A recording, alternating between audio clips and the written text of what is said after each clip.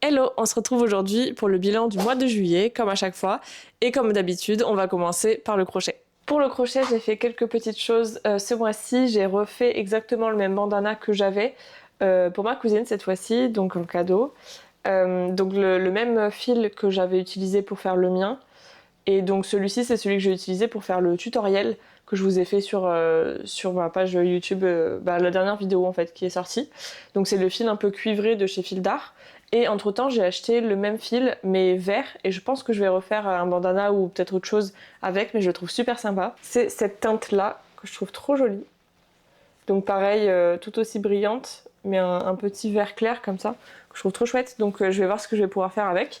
Mais en tout cas, je l'avais pas au moment de faire le bandana, donc j'ai choisi de refaire dans la même couleur. Et il est trop kiki, et elle en est trop contente, donc tant mieux. Ensuite, j'ai fait quelques petits coquillages, comme j'avais fait l'année dernière. Là, j'ai fait principalement des petites étoiles comme ça. J'en avais fait une déjà dans ces teintes-là, il me semble, mais avec le centre jaune clair, jaune très pâle au lieu de blanc. Et là, j'ai fait blanc et jaune. Ensuite, j'ai fait jaune et rose, et bleu ciel et bleu foncé. Et je les trouve trop mimi. Elles sont trop kiki. Je voulais en faire une verte aussi, mais j'avais pas de vert clair pour le centre. Et du coup, je me suis pas lancée parce que je la préférais vert clair, vert pastel plutôt que vert foncé. Et j'avais que du vert foncé, celui que j'utilise pour faire les tiges des plantes. Donc j'ai choisi de pas le faire. Mais voilà, là on a nos 3 petites étoiles. C'est hyper rapide à faire. D'ailleurs, n'hésitez pas à me dire si vous voulez que je vous fasse le tuto parce que c'est quand même assez simple. Et je trouve que c'est trop kiki. J'en avais déjà fait une l'année dernière avec d'autres coquillages que j'avais mis en porte-clés de mon sac de plage. Je vais peut-être vous les remontrer. Et du coup, je sais pas, cette année, ma sœur voulait que je lui montre comment on fait des coquillages. Elle a choisi l'étoile et du coup, à côté d'elle, j'en ai fait aussi. Et du coup, là, j'ai fait celle-ci. Donc ça peut faire porte-clés, mais ça peut faire aussi juste déco comme ça. Et je les trouve trop mimi. Donc sur mon sac de plage que j'avais fait l'an dernier, ou il y a 2 ans, il y a un an peut-être, qui était comme ça, j'avais accroché les coquillages. Donc j'avais fait une petite coque comme ça, un bulot rose, qui s'est un petit peu aplati d'ailleurs, puisque je l'ai amené à la plage cet été, comme ça. Ensuite on avait le genre d'ammonite comme ça, bleu. J'ai rajouté des petites perles. Et ensuite on avait la fameuse étoile. J'avais acheté donc les petites pinces comme ça, les petits crochets, pour mettre sur mon sac. Là j'ai mis les 4 d'un côté pour qu'on les voit bien. Mais voilà. Et du coup, j'avais fait ces petits porte-clés là l'année dernière. Je crois que c'était l'année dernière. Et du coup, là, j'ai voulu refaire les étoiles donc avec le même tuto que j'avais gardé. Et j'ai refait aussi un genre de petit bulot bleu ciel comme ça, un peu pailleté. Et je trouve moins bien réussi que celui de il y a un an ou deux.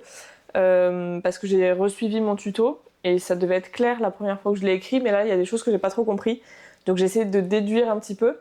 Mais du coup, il y a des choses qui sont pas très très jolies, ou alors c'est parce que la couleur est trop claire, ça rend pas hyper bien, je sais pas. Donc il est pas terrible terrible, mais je suis quand même contente d'avoir fait les petites étoiles, donc c'est cool. Et c'est tout du coup niveau crochet pour ce mois-ci, donc les 3 étoiles, le bandana et le petit bulot. Je sais pas encore ce que je vais faire le mois prochain, ça me viendra je pense comme ça. On verra bien, mais en tout cas je suis contente quand même parce que ce mois-ci, à part le bandana, j'avais rien fait de base. Et c'est en partant en vacances avec quelques pelotes qu'on s'est motivé à faire des petites étoiles que je trouve trop mimi, avec des bonnes couleurs de l'été et tout, donc je vais voir ce que je vais pouvoir en faire. Il me reste des petites pinces pour en faire des porte-clés, donc je vais peut-être faire ça, je sais pas. Mais du coup je suis contente de les avoir fait quand même parce que c'était rapide, c'est des jolies couleurs, et puis ça peut toujours servir de porte-clés ou même de faire un petit cadeau à quelqu'un, voilà. Donc je suis contente. Niveau lecture, je vous ai ressorti mon carnet de lecture où je note tous les noms et ce que j'en pense de chaque livre que j'ai lu par mois. Et là ce mois-ci j'en ai 4. Regardez-moi ce carnet déjà. Comment il est trop mimi, avec les petites oreilles de gros goût. Mais ce mois-ci donc j'ai 4 livres. J'ai vraiment beaucoup lu ce mois-ci. Ça explique aussi pourquoi ce que j'ai fait en crochet c'était assez rapide et que j'en ai pas fait plus. J'ai adoré ce que j'ai lu ce mois-ci. J'ai adoré mes lectures. Donc ça explique aussi pourquoi j'ai lu aussi vite. Je vais vous les montrer tout de suite. Donc j'ai commencé une nouvelle saga ce mois-ci avec les 3 premiers tomes de Campus Drivers que j'ai adoré, mais vraiment adoré. C'était je crois mes premiers livres de New Romance. Je crois que c'était les premiers du genre que j'ai lus et j'ai complètement adoré. J'ai commencé du coup forcément par le premier en tout début de mois et je lui ai mis 5 étoiles parce que vraiment c'est la première fois que ce genre-là m'a fait adorer. je me couchais hyper tard parce qu'il fallait absolument que je finisse et que j'aille au chapitre suivant, etc. Parce que comme chaque chapitre alterne le point de vue d'un puis de l'autre, puis de l'un puis de l'autre, etc. Mais en fait, à chaque fois, on a envie de savoir ce que l'autre a vécu pendant la même situation. Et du coup, on a envie de savoir à chaque fois ce qui se passe dans le chapitre d'après. Et du coup, ça pourrait se lire d'une traite, franchement. Si j'avais eu le temps, j'aurais fait ça. Mais du coup, j'ai dû le lire en 2 jours et demi. Et du coup, dès qu'il était terminé, je suis passée au tome 2 directement. Pareil que j'ai adoré, mais j'ai mis 4 et demi, je crois. Parce que j'ai trouvé un peu plus plat. Il se passait un peu moins de choses niveau action et tout. Mais il était sympa quand même, très drôle. J'ai adoré les deux protagonistes également. D'ailleurs, dans le premier aussi, je les ai adorés. Et le troisième, j'ai encore plus aimé, donc j'ai remis 5 étoiles. J'ai encore plus aimé les personnages. Et là, il y avait quand même beaucoup plus d'action, beaucoup plus de rebondissements. Donc, on s'ennuyait pas vraiment. À la moitié du livre, il s'était passé déjà plein de choses. Et je me suis dit, mais qu'est-ce qui va pouvoir se passer dans l'autre moitié du bouquin? Parce que il y avait déjà plein de rebondissements juste avant la moitié. Donc j'ai trop adoré. Franchement, pour l'instant, les 3 premiers, j'ai trop kiffé. Donc j'ai mis 5, puis 4, puis 5 étoiles.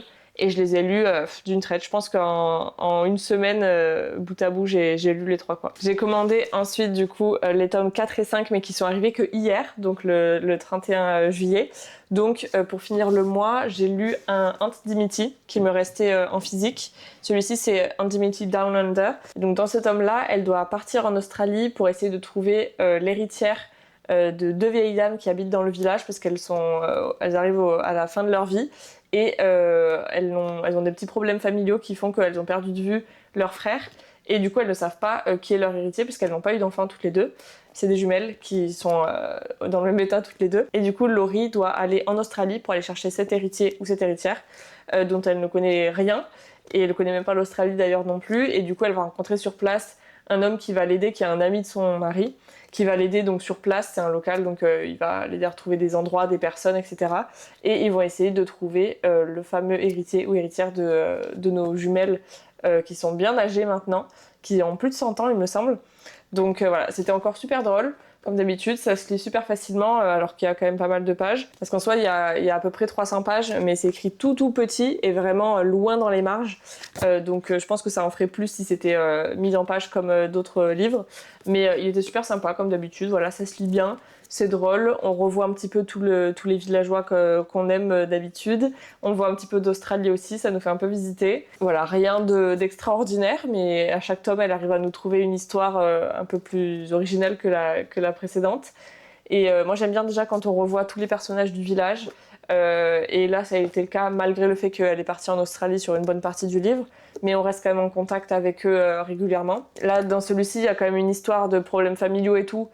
Qui est un petit peu intéressant et qui change de ce qu'on a vu dans les tomes précédents où il y avait vraiment pas grand chose de négatif, je dirais. Que celui-ci c'est un des premiers où vraiment on voit qu'il y a eu un problème familial, il y a eu des antécédents qui ont fait que les jumelles qui sont du coup centenaires j'imagine n'ont pas de nouvelles de leur descendance, de leur famille, de leurs neveux, nièces, etc. Et c'était super intéressant donc je lui ai mis 4 sur 5 quand même et je crois que c'est la note moyenne que je mets à chaque fois à tous les Aunt Dimity parce qu'ils sont très bien, ils se lisent très bien, ils sont drôles, ils sont intéressants. Pareil ça se lit vite et on a envie de savoir un petit peu ce qui se passe ensuite pour régler un petit peu l'affaire.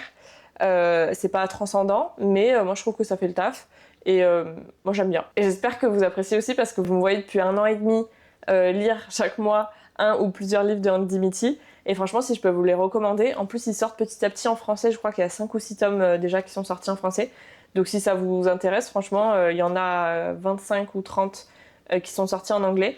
Et franchement, c'est original, c'est drôle, c'est du cozy mystery, donc il n'y a pas de truc transcendant, c'est pas un thriller, il n'y a rien de gore, il n'y a rien de tout ça. Mais c'est drôle, on s'attache aux personnages, on s'attache à tout ce petit village, donc à un small town et tout.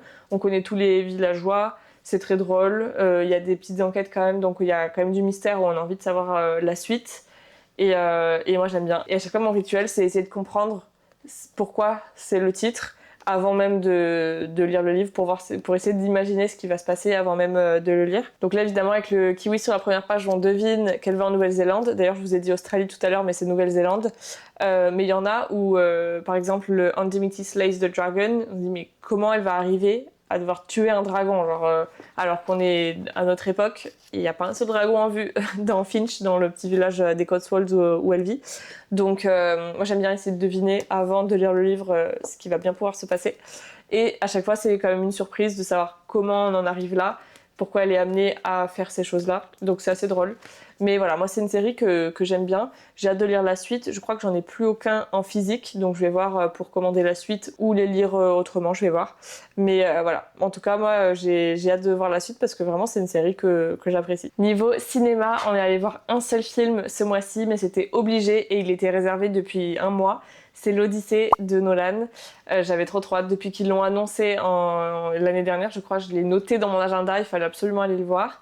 Et du coup, on est allé le voir là en fin de mois. Donc en IMAX 70 mm, puisqu'on a la chance de l'avoir à Montpellier, au Gaumont Odysseum. Donc je suis trop contente. Le seul truc, c'est que j'avais pas fait gaffe, mais en fait, toutes les séances étaient en VO sous-titré. Moi, ça me pose aucun problème, mais mon copain ne parle pas très très bien anglais, enfin ne le comprend pas très bien. Et du coup, on s'en est rendu compte en fait une fois assis pour la séance que les gens autour de nous parlaient de sous-titres. Et là, catastrophe, parce que pour lui, c'était un petit peu compliqué à comprendre, surtout qu'ils utilisent quand même des termes peut-être pas de notre époque et tout. Et du coup, ça a été un petit peu compliqué pour lui de suivre l'histoire. Heureusement, je l'avais briefé un petit peu sur ce qui se passait normalement dans l'histoire d'origine. Donc du coup, il a quand même compris, il a quand même suivi et tout. Mais moi, j'ai adoré, franchement. Et c'était encore mieux du coup en VO parce que j'adore écouter avec les vraies voix des acteurs. Et c'était super chouette. Franchement, l'écran est super grand et il descend super bas. Du coup, les sous-titres étaient quand même vachement bas par rapport à nous. Mais bon, ça m'a pas gêné non plus. J'ai adoré déjà le casting, il était fou. J'ai adoré l'histoire, j'ai adoré la musique, j'ai adoré les images. Le son était un petit peu fort parfois, surtout quand il y a eu le cyclope, quand il y a eu les orages là sur le bateau et tout. Il y avait des flashs de lumière dans tous les sens, c'était super fort le son. On est sortis tous à moitié sourds, je pense. Mais sinon, l'histoire, j'ai trop aimé. J'ai pas trouvé ça si long que ça. Il y en a à côté qui trouvaient ça un petit peu long. Moi, en vrai, je trouve pas. Après, là où j'ai trouvé des longueurs, c'est que je savais à peu près dans quel ordre il allait s'arrêter à toutes ces étapes pour aller voir Circé, pour aller voir Polyphème, etc. Les sirènes, tout ça. Et du coup, à chaque fois, au début, je me disais, bon, là, on a fait que tel arrêt, tel arrêt. Et donc, il nous en reste encore pas mal. Et je me disais, mais ça va être long si on prend autant de temps à chaque étape, en fait. Et en fait, non, je trouve que ça allait assez vite. C'était super beau à regarder. J'ai adoré voir les scènes finales, mais je peux pas spoil parce que je sais pas s'il y en a qui connaissent l'histoire ou pas. Mais j'ai adoré. Franchement, le jeu d'acteur de tout le monde en fait a été vraiment super. J'aurais préféré qu'il y ait des musiques dans Zimmer, mais bon, c'est pas grave. Goranson était pas mal quand même si je trouve qu'il n'y avait pas de musique vraiment marquante du film comme il a pu faire pour Oppenheimer, où quand tu l'entends, tu sais que c'est pour Oppenheimer. Là, j'ai pas trouvé qu'il y avait une musique vraiment marquante pour celui-ci, mais c'était quand même des musiques qui allaient bien avec toutes les scènes. On se sentait vraiment dedans, en plus avec cet écran énorme là. Et franchement, ouais, j'ai adoré, je suis trop contente de l'avoir vu. J'ai hâte de voir ce que Christopher Nolan va nous réserver pour ses prochains films, mais j'ai adoré. Déjà, j'ai aimé l'histoire de base, j'étais déjà intéressée par ça, donc ça aide. Et en plus, avec ce cast de fou et puis les moyens qu'ils ont mis pour ce film, c'était exceptionnel, j'ai trop aimé. Et j'espère que ces prochains films seront tout aussi bien. On est le 1er août et déjà ce soir on a prévu d'aller voir un autre film. Donc pour le mois prochain on devrait avoir au moins un film, voire plusieurs, que je vous montrerai pendant le bilan. Mais je suis contente parce que j'adore aller au cinéma.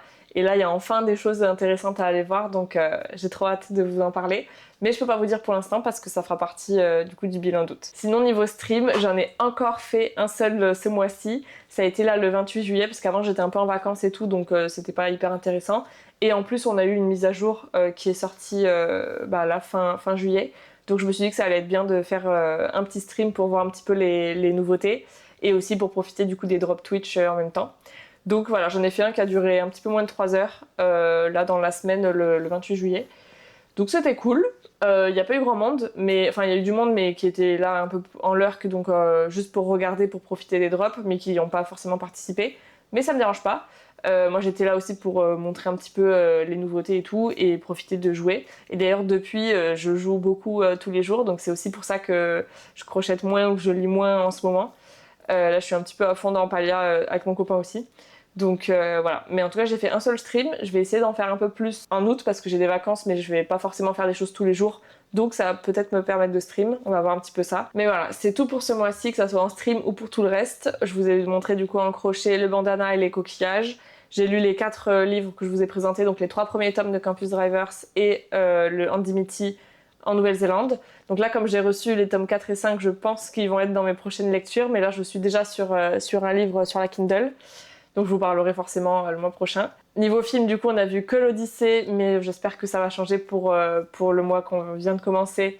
Et j'espère que j'irai voir d'autres choses tout aussi intéressantes. J'espère que ça me plaira autant que l'Odyssée m'a plu. Et voilà, je suis assez contente de mon mois parce que j'ai fait un petit peu de tout. J'ai beaucoup lu, j'ai fait quelques trucs en crochet. Et en plus, ces coquillages, je les ai fait avec ma sœur, donc c'est un moment qu'on a pu partager ensemble autour du crochet. Donc ça, c'était encore mieux que de faire juste un projet toute seule face à ma télé.